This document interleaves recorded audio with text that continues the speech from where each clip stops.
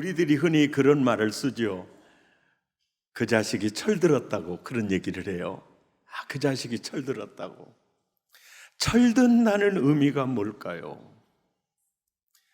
예를 들어서 드리면, 아유, 김 집사 이제 철든 것 같아. 그러면 뭐가 철들었다는 것이죠? 김 집사 철들었다고. 그게 뭐냐면 하나님 마음을 이제 안다는 거예요. 저 자식 철들었어. 그 얘기는 부모 마음을 안다는 거예요. 그런데 언제 철드냐? 대부분 돌아가시고 난 뒤에 철들어요. 그러니까 남는 게 후회밖에 없어, 후회밖에 없어. 오늘 어버이 주일에 주시는 하나님의 메시지가 2절과 3절이거든요. 근데 사실은 1절부터 시작을 해야 돼요. 근데 1절이 내 부모를 주 안에서 순종하라요. 그래서 주로 우리 아이들이 저녁 예배에 나오잖아요. 그래서 1절을 저녁 예배 하는 걸로 제끼고 2절과 3절 하게 됐어요. 예. 요즘요, 부모에게 순종이요? 말세잖아요, 지금. 그러니까 오늘 저녁에 아이들이요, 꼭 데리고 나와서 들어야 돼요. 최창선 목사님은 데리고 나올 것 같아. 예, 들어야 됩니다. 바른 도리를 들어야 돼요. 아멘입니까? 오늘 저녁에는 자녀들과 꼭 같이 나오시기 바랍니다. 예. 낮에 주시는 메시지는 2절과 3절이에요. 시작. 내 아버지와 어머니를 공경하라. 이것은 약속이 있는 첫 계명이니 이로써 내가 잘되고 땅에서 장수하리라. 여러분, 이 말씀을 자세히 보세요. 내 아버지와 어머니를 공경하라. 이렇게 말씀했잖아요. 이 성경을 보면요, 좋은 부모를 공경하라. 자녀들에게 잘해주는 부모를 공경하라. 그렇게 말하지 않았어요. 좋은 부모든 나쁜 부모든 자녀들에게 잘해주는 부모든 못해주는 부모든 그거는 상관할 바가 아니고, 딱 이렇게 돼 있어요. 이 성경을 자세히 보세요. 네 아버지와 네 어머니를 공경하라는 거예요. 잘해준 부모, 못해준 부모 구별하지 않았어요. 네 아버지, 네 어머니를 공경해라. 예, 바로 너의 아버지와 너의 어머니를 공경해라. 아멘입니까? 왜 그러실까요? 왜 하나님은 내 아버지와 어머니를 공경하라고 하셨을까요? 나이가 어린 자녀들은요, 현존하는 미래 세대입니다. 그래서 그 아이들을 위해서 아깝지 않게 투자를 해요. 반면에 경제적인 효용 가치가 없어진 나이가 된 노인들은요, 외면하고 희생시킬 가능성이 크다는 것을요, 하나님이 알고 계셨어요. 자녀들은 이고 살면서 이제 나이든 부모님을 없인 여길 가능성이 크다는 걸 하나님이 알고 계셨어요. 부모가 내게 해준 게 뭐가 있어? 그리고 불효할 수 있는 자녀들이 많아질 것도 알고 있었어요.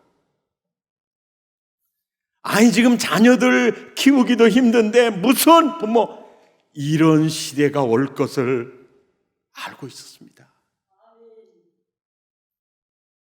그래서 주님이 이렇게 말하는 거예요. 네 아버지와 네 어머니를 공경하라. 네 아버지와 어머니를 공경하는 일이 쉽지 않기 때문에 하나님은요, 성경을 자세히 보세요. 특별한 동기부여를 하고 있어요. 너는 공경해야 돼. 이 동기부여를 하고 있어요. 어떻게 동기부여를 하고 있습니까? 2절을 보세요. 이것은 약속 있는 첫 계명이다. 그러면서 네가 잘되고 땅에서 장수하리라. 부모를 공경하라는 계명은 약속이 있는 첫 계명이다. 이는 네가 잘되고 장수하게 될 것이다. 이렇게 정확히 동기부여를 하고 있어요. 부모를 공경하라는 약속 있는 첫 계명은요, 부모를 위해서일까요? 자식을 위해서일까요? 대답 안 하시는 분은 중립입니까? 부모를 공경하라는 이 첫 계명이 공경받는 부모를 위해서라면 부모의 생명이 길리라 이렇게 말씀하시겠죠. 그런데 성경은 부모를 공경하는 자녀들이 잘되고 장수하리라. 그러니까 이 계명은 부모를 위한 계명입니까? 자녀를 위한 계명입니까? 자녀를 위한 계명입니다. 10계명 중에 제5계명을 살펴보면 출애굽기 20장 12절 시작. 내 부모를 공경하라. 그리하면 내 하나님 여호와가 내게 준 땅에서 내 생명이 길리라. 공경, 땅, 생명. 신명기 5장 16절 시작. 너는 내 하나님 여호와께서 명령하신 대로 내 부모를 공경하라. 그리하면 내 하나님 여호와가 내게 준 땅에서 내 생명이 길고 복을 누리리라. 출애굽기에 보면 계명, 공경, 땅, 생명. 신명기에 보면 계명, 공경, 땅, 생명, 복이 이게 연결이 돼 있어요. 내 부모를 공경하라는 계명은 공경받는 부모를 위한 계명이 아니에요.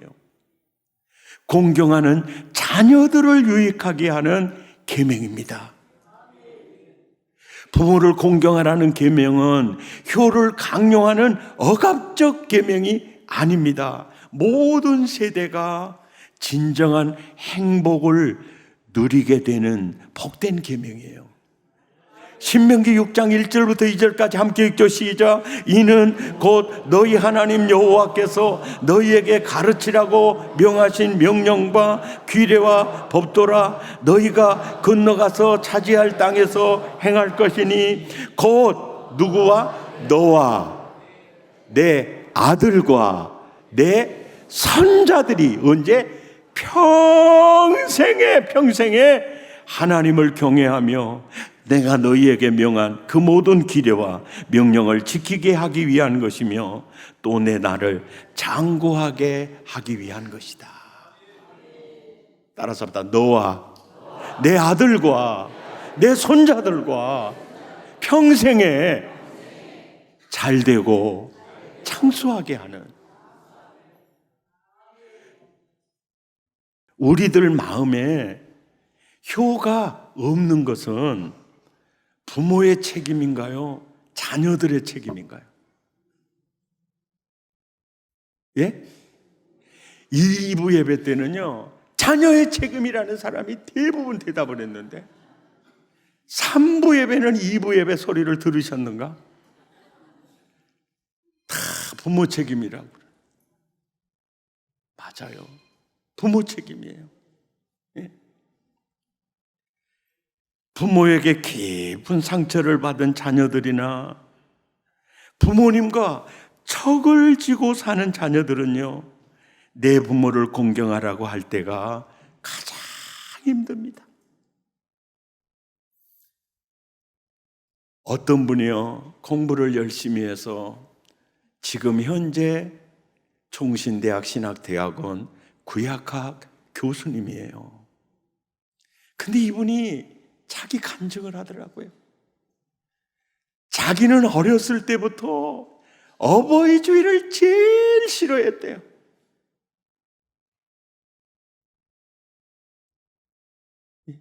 그리고 자기가 제일 좋아하는 복음성가는 기억하실라나? 시각장애인 이용복 가수 있잖아요. 그 노래가 이 제목을 가진 복음성가가 있어요. 어머니 왜 날 낳으셨나요?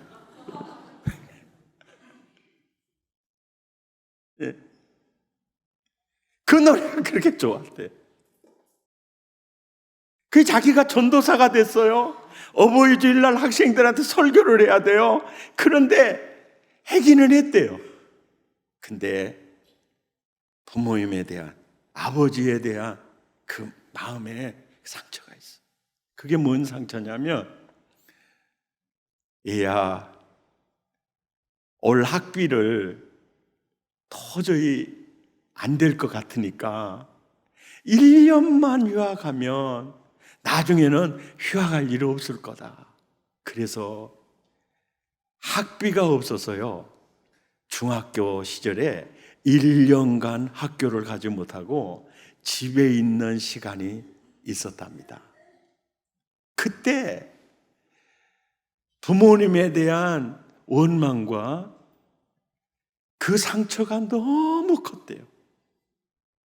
나중에 그 이듬해도 학비를 어머니가 해줘서 이제 복학을 하고, 그 다음에 고등학교, 대학교, 대학원, PhD 학위를 받아 교수가 됐어요. 나중에 부모님이 학비 대주고 지원해 주는 거는 하나도 생각이 나지 않고, 그 1년간 그 휴학시켰다. 그 상처가 완전히 고정돼 버리는 거예요. 그래서 내 부모는 나쁜 부모, 이 마음을 가진 자가 목사가 되고 교수가 되었는데, 어버이 주일마다 짜증나. 그때 성령님이 찾아오셨어요. 네 아버지 어머니 아니었으면 너 세상에 어떻게 태어났냐? 빚덩이 보듬고 받아주지 않았으면 너 지금 이 자리까지 어떻게 있냐? 부모가 자녀를 키우다가 1년 한 번 학비 없어서 휴학시켰는데 그 뒤로는 휴학시킨 적이 있느냐? 누구 덕분에 공부했으며 지금 이 모습으로 하고 있느냐? 고생하는 아버지 어머니의 그 삶이 파노라처럼 지나가는데요, 통곡이 납니다.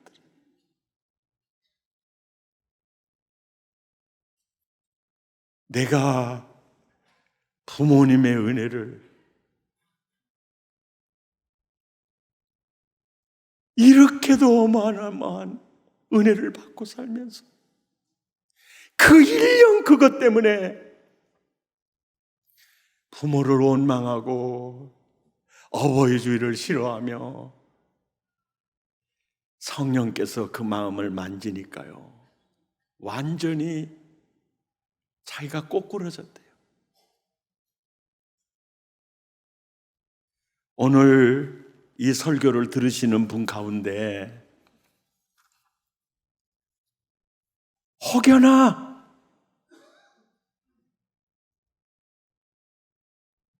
부모가 자기 자신에게 꼭 필요한 것조차도 제공하지 않아서 힘든 인생을 살면서 부모를 원망하면서 사는 아픈 상처가 있는 분이 있다면, 이 상처의 그늘은요, 여러분의 평생을 힘들게 할 견고한 진입니다. 이건 빨리 무너져야 합니다. 오늘 성령님께서 이 교수님에게 다가오셨던 것처럼 여러분에게 다가오시기를 기대합니다. 받은 상처는 한 가지고 받은 은혜는 만 가지인데 왜 생각은 한 가지만 하냐고. 부모님의 은혜를 모르거나 모른 채 하거나 부모님의 은혜를 보답하지 못하고 산다고 하면 그 사람이 어떻게 또 다른 은혜를 하나님께 구할 수 있겠습니까? 은혜를 모르는 사람인데. 사람이라면 은혜를 알아야 되는데. 2013년 통계 60세 이상의 노인들 가운데 48%는요, 자녀들로부터 어떤 경제적 부양을 받지 못하고 있어요. 2015년 어느 중앙 노인 전문기관에 따르면 노인 학대 전체 신고 11,905건 가운데요, 가해자가 아들인 경우가 36.1%로요, 10년째 1위를 달리고 있습니다. 국민 여러분, 아들 낳았다고 미역국 잡수셨죠? 아들 낳았다고 기뻐했죠? 딸 태어났다 하니까 고개 돌렸죠? 그런 아들이에요. 그런 아들이. 부모 학대 36% 1등. 2등 궁금하시죠? 2등이 배우자예요. 배우자. 3위가 딸들이에요. 10.5%. 4위가 누굴 것 같아요? 맞춰봐요. 미음으로 시작해요. 며느리. 4.3%예요. 가해자 연령대로 보면 40대와 50대가요 48%로 절반이 넘어요. 부모를 학대하는 이들에 대해 하나님은 어떻게 말씀하시는가 궁금하시죠? 출애굽기 21장 15절 시작. 자기 아버지나 어머니를 치는 자는 어떻게 하라고요? 반드시 죽이라 그래요. 부모 학대 반드시 죽여라. 출애굽기 21장 17절을 보시면 시작. 자기 아버지나 어머니를 저주하는 자는 그 아들도 반드시 죽여라. 얼마나 단호하신지 아시겠죠? 에스겔서 22장 7절에 보면 부모 절대 없이 여기면 안 된다. 잠언 30장 17절에 부모 조롱해서도 안 된다.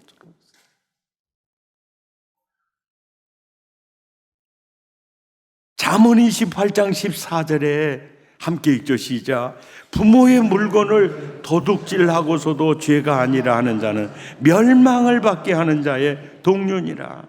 잠언 19장 26절이요. 아비를 구박하고 어미를 쫓아내는 자는 부끄러움을 끼치게 될 것이다.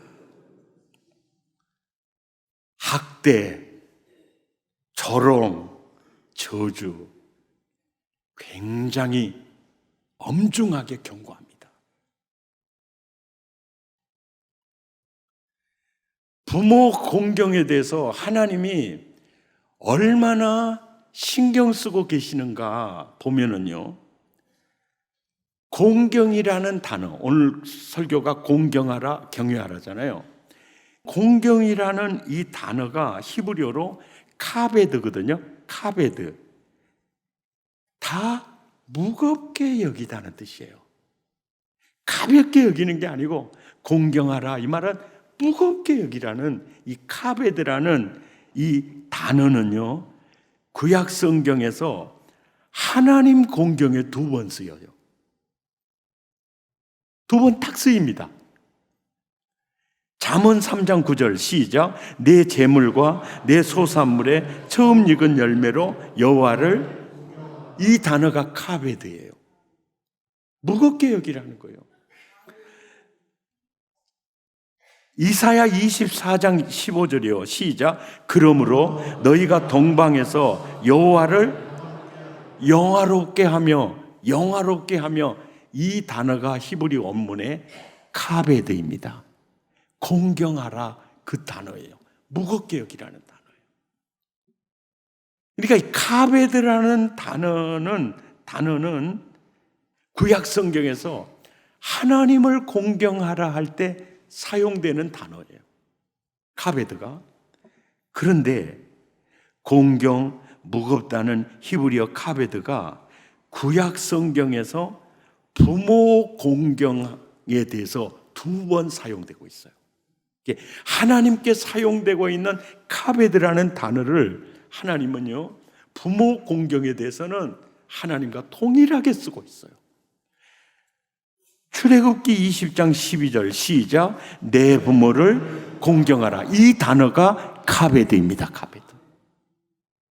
신명기 5장 16절에도 내 부모를 뭐하라? 공경하라, 이 단어가 카베드라는 단어입니다. 여호와를 공경하라, 여호와를 영화롭게 하라, 동일한 단어를 쓰고 있어요. 따라서 합시다. 야, 따라서 하자고 했는데 나 혼자 하고 있으니까 진짜 이상하네. 따라서 합시다. 이야, 부모 공경을 하나님이 얼마나 신경 쓰는지 아시겠죠? 한 걸음 더 나아가 경외하다라는 히브리어가 야레예요. 이 단어도, 경외하라라는 이 단어도요, 딱 히브리어 성경에 부모와 하나님에게 딱 그분만 사용이 되고 있어요. 창세기 22장 12절에 내가 하나님 경외하는 줄을 아노라, 이 단어가 야레, 무겁게 여기다는 뜻이에요. 레위기 19장 3절에 보세요. 부모를 경외하고, 이 단어가 야레. 구약에서 경외의 대상은 유일하게 하나님 한 분입니다. 그 하나님께서 동일한 단어로 부모를 경외하라고 하십니다. 인간의 유일한 경외의 대상은 하나님과 부모예요. 그러니까 그 부모의 자리를 하나님 자리에 하나님이 올려놓으신 겁니다. 오직 하나님과 부모만이 공경의 대상이다. 오직 하나님과 부모만이 경외의 대상이다. 이렇게 말씀하고 있어요. 마가복음 7장 10절에서부터 우리 함께 읽죠. 시작. 모세는 내 부모를 공경하라 하고 또 아버지나 어머니를 모욕하는 자는 죽임을 당하리라 하였거늘 너희는 이르되 사람이 아버지에게나 어머니에게나 말하기를 내가 드려 유익하게 할 것이 거룩한 곧 하나님께 드림이 되었다고 하기만 하면 그만이라.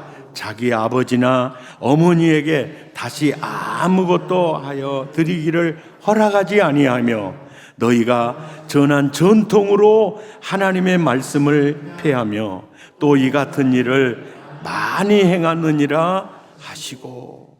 그러니까 예수님께서 이 땅에 오셔가지고 백성들을 보니까 백성들이요, 부모 공경해야 될 물질을 가지고 나 하나님께 드렸어요, 거룩한. 그러면 부모 공경을 하지 않아도 법을 어기게 되지를 않은 인간이 만든 법으로 하나님의 계명을 무너뜨리고 있는 사건을 예수님이 보시고 절대 그렇게 해서는 안 된다라고 하는 겁니다. 나 부모 공경할 걸 가지고 나 하나님 공경했어요. 안 된다. 안 된다. 그렇게 예수님이 단호하게 부모 공경을 가르치고 있어요. 여러분, 공경하라, 경외하라, 카베드 야레, 공통적인 뜻이요, 무겁게 여기다입니다. 무겁게 여기다. 요즘 자녀들 교육시킬 때 진짜 조심해야 될 게 있어요. 그게 뭐냐면, 아빠가 엄마한테 실수할 수도 있어. 그리고 자녀들한테도 아예 좋은 모습을 못 보일 수도 있어요. 그래서 허물이 드러날 수도 있습니다. 그럴 때마다 그 아빠나 허물이 드러난 그 엄마를 어떤 경우에도 자식들 앞에서 비난하면 안 돼요. 아들아, 이 세상에 죄 없는 사람이 있을까? 허물 없는 사람이 있을까? 하나님 외에, 예수님 외에는 허물 없는 사람 없어. 그러니까 예수님이 십자가에서 내 죄를 속해 주시는 거야. 사람은 아빠도 그렇고 엄마도 그렇고 나도 그렇고 다 인간은 연약해서 허물이 드러날 때도 있고 단점이 드러날 수도 있고 실수도 드러날 수 있어. 그런데 아빠처럼 너희를 위해서 너희를 사랑하고 희생하는 분 없어. 엄마, 평생 갚아도 갚지 못할 저분은 우리 가족을 위해 그렇게 헌신하신 분이야.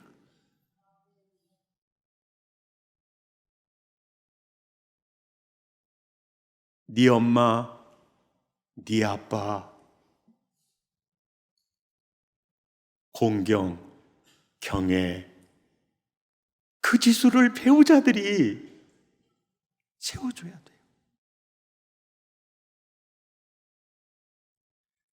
아들, 딸 앉혀놓고 남편 흉보고 네 엄마는 참 못된 엄마야.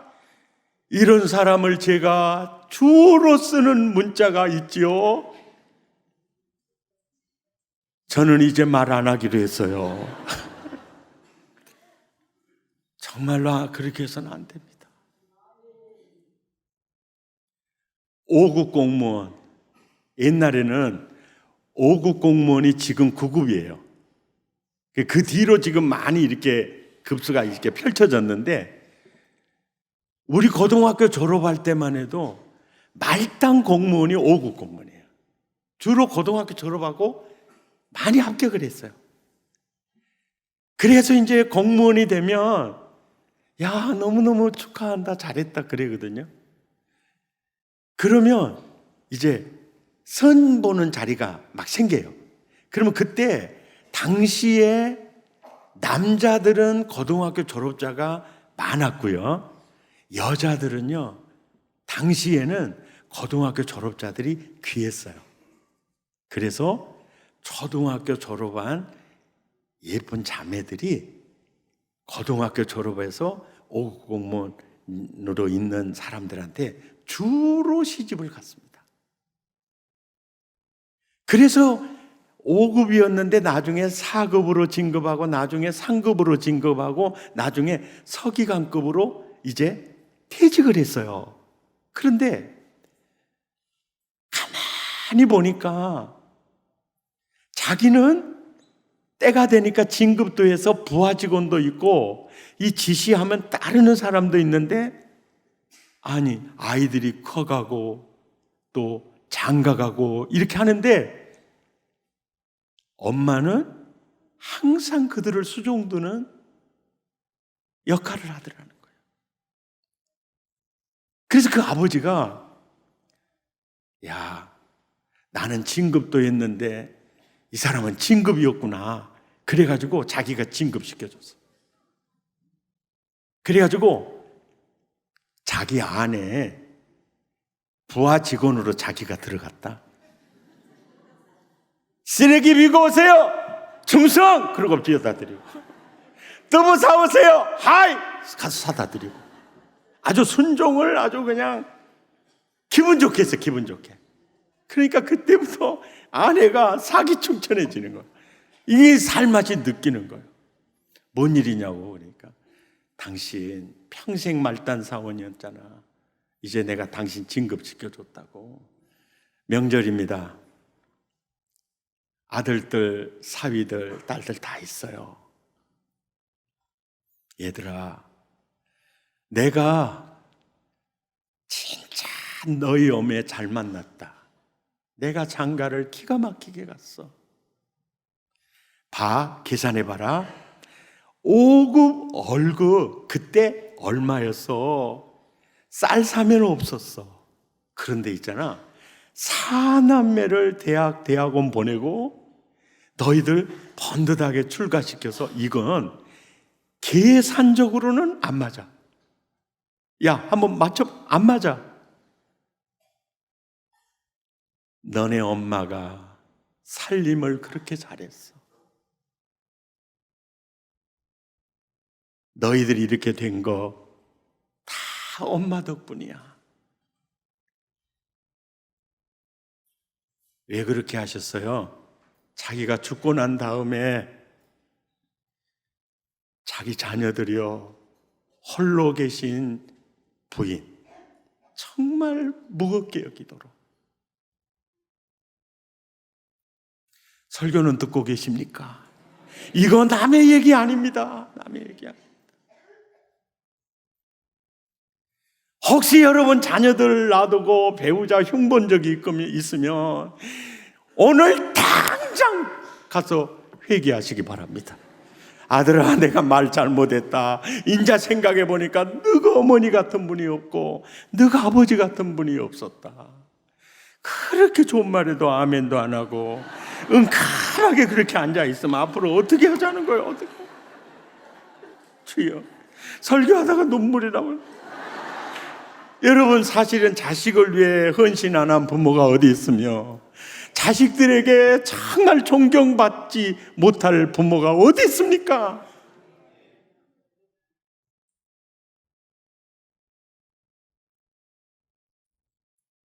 우리는 엄마는 아버지, 아버지는 그저 엄마. 엄마에게 큰 소리치고 그러면 호통을 내줄 수 있는. 아멘입니까? 여러분, 그렇게 사셔야 됩니다. 공경, 경애가 있어야 땅에서 잘 되고 장수한다는 말은 어떤 학자의 얘기가 아니고 생사화복을 주관하시는 하나님의 말씀입니다. 이 법을 피해갈 수가 없어요. 내 아버지와 어머니를 공경하라, 경외하라. 약속 있는 첫 계명이니 네가 잘 되고 장수하리라. 이 말씀이라. 아멘. 부모 공경을 어떻게 해야 할까? 첫째도 둘째도요, 복음 전에서요, 이 세상 떠날 때 천국 입성해야 합니다. 구원받아야 합니다. 죄사함 받아야 합니다. 그게 가장 큰 공경이에요. 할렐루야. 그게 가장 큰 공경이에요. 두 번째, 부모 공경을 어떻게 할까? 첫째는요, 부모님의 고마움을 알아야 합니다. 진짜 우리 아버지 고맙다. 진짜 우리 어머니 고맙다. 이게 고마움. 이 고마운 마음. 저는 아버지하고 장인 어르신은요, 너무 어렸을 때 돌아가셔가지고 얼굴도 생각 안 나고 어떤 추억도 없어요. 근데 어머님하고 장모님은 참 좋은 추억이 많이 있는데, 정말 우리를 위해서, 자녀를 위해서요, 40에 혼자 돼서 그 희생하는 걸 다 보고 자랐어요. 그러니까 어머니 생각하면 고마운 마음밖에 없어요. 예, 너무너무 고마워요. 그러니까 고마운 마음을 갖고 있다 보니까 어머님의 기쁨이 되고 싶고 어머님의 자랑감이 되고 싶더라고요. 그래가지고 참 제가 불효자인데 어떻게 하다가 내가 그런 기특한 생각을 했는지, 군대 월급을 모아가지고요, 휴가 나오면서 보약을 한 재 해왔어요. 무슨 보약인지는 몰라요. 그것도 돈에 맞춰서 지어온 보약입니다. 우리 어머니가 무한 너 쓸 것도 없는데 이걸 해왔냐고 막 하더니만은 나중에 보니까 보약을 데려 먹더니 나중에 그것을 실가리국끼리 먹듯이 마르고 닳도록 해 잡수신 거요. 그리고 동조야 고맙다, 동조야 고맙다. 아야, 네가 해준 그 약 때문에야 올 농사 짱짱이 지었다. 그 보약 한 재로 농사 짱짱이 짓겠어요. 후카시가 너무 심해. 그런데 그 영접에 가서 우리 동조가 보약 지어왔다. 밭에 가서 밥 매면서도 우리 동조가 보약 지어왔다. 참 그게 너무 고마운 거예요. 어머니가 활동할 때는 딸들 집에서 같이 살았어요. 딸들하고. 근데 이제 중환자실 들어가고 대소변 받아낼 때, 그때 어머니가 저희 집으로 오셨어요. 그럴 때 용물을 봐놓고 나면 딸들은요 다 며느리한테 넘기더라고요. 언니 실례했네. 그러면 제 아내가 다 그 처리하더라고요. 그때 내가 장가 잘 갔다는 걸 그때 알았습니다. 근데 나는 그게요 너무너무 고마웠어요. 정말로 고마웠습니다. 그게.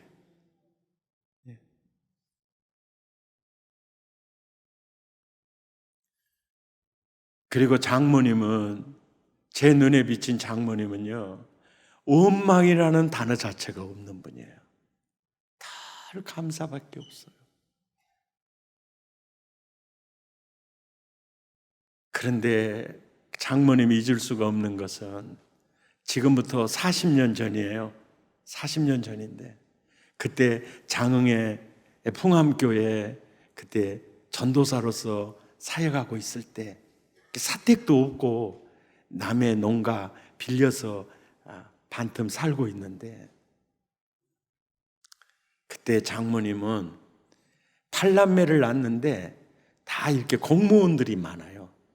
교육 공무원, 경찰 공무원, 최신 공무원, 다 이 공무원들이 많아요.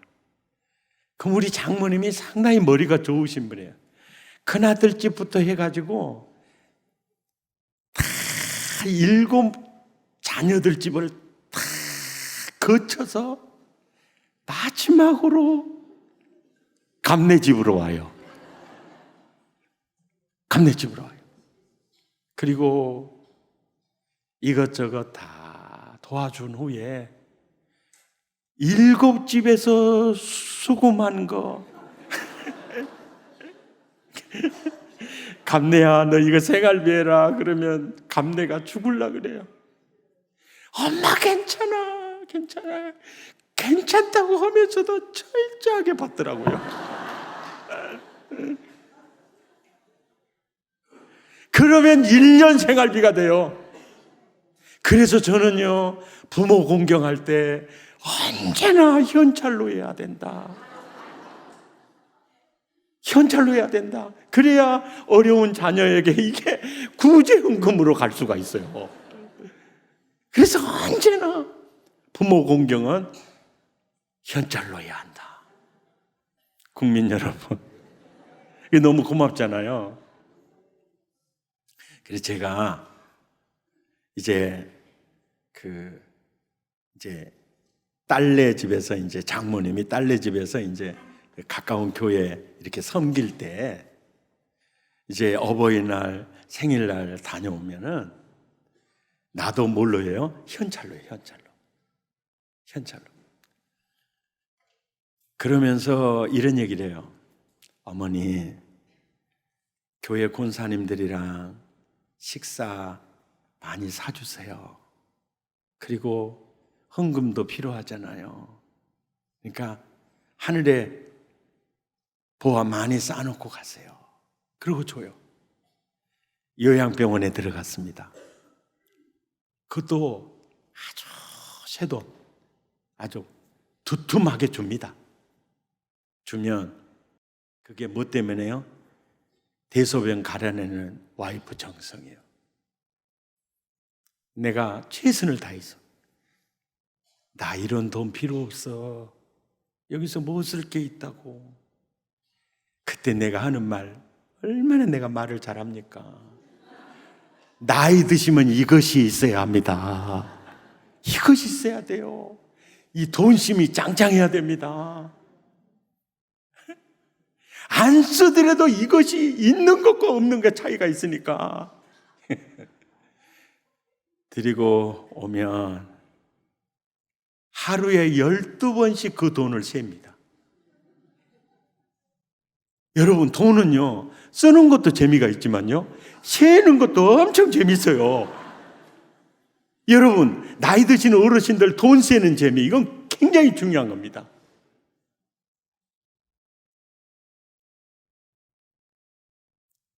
아멘이죠. 부모 공경은 현찰로 해라. 꼭 현찰로 해야 됩니다. 현찰로 해야 돼요. 손실이 없습니다. 헌금도 하세요. 도와줄 것 도와주기도 하세요. 내가 이번 설교 준비하면서 하나님이 부모 공경을 이렇게도 신경을 쓰셨구나. 경외하라, 공경하라. 가베드, 이 아래 하나님과 부모님에게만 쓰고 있어요. 그 단어를. 모두 효부 되시기를 축복합니다. 우리 함께 찬양하십시다. 이것을 너희에게 이름은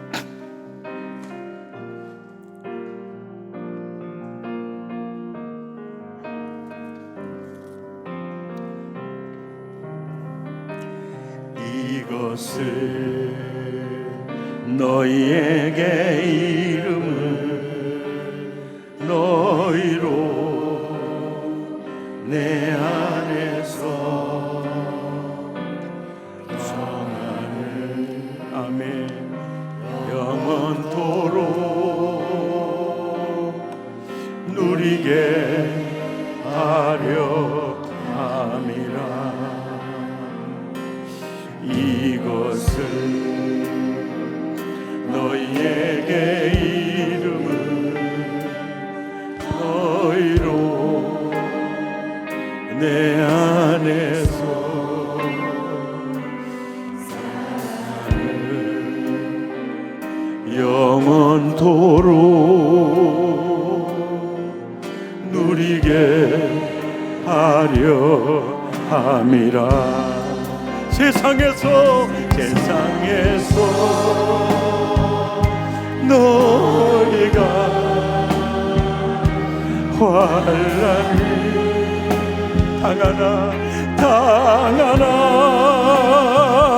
담대하라. 세상을 이길 이기었노라 하지 이것은 너희에게 이르는 너희로 내 안에서 주를 아멘 아멘 영원토록 누리게 하려 합니다. 우리 두 주먹을 불끈쥐고 부모를 공경하라 내 부모를 경외하라 카베드와 야레 가슴에 새깁니다. 하나님 배은망덕한 자 되지 않게 하시고 내 아버지를 공경하라 내 어머니를 공경하라 공경이 있게 해 주옵소서. 우리 마음을 더하고 입술을 열어 우리 함께 결단의 기도 드리겠습니다. 하나님 내 부모를 공경하라 경외하라 공경하라 거룩한 아니야 하나님 섬겨야 할 것으로 부모 섬겨야 할 것으로 나 하나님을 섬겼어 아니야 그래서도 안 돼 그래서도 안 돼. 내 부모를 공경하라 내 아버지와 어머니를 공경하라 이 말씀 주여 놓치지 않게 하소서 이 말씀 놓치지 않게 하소서 주여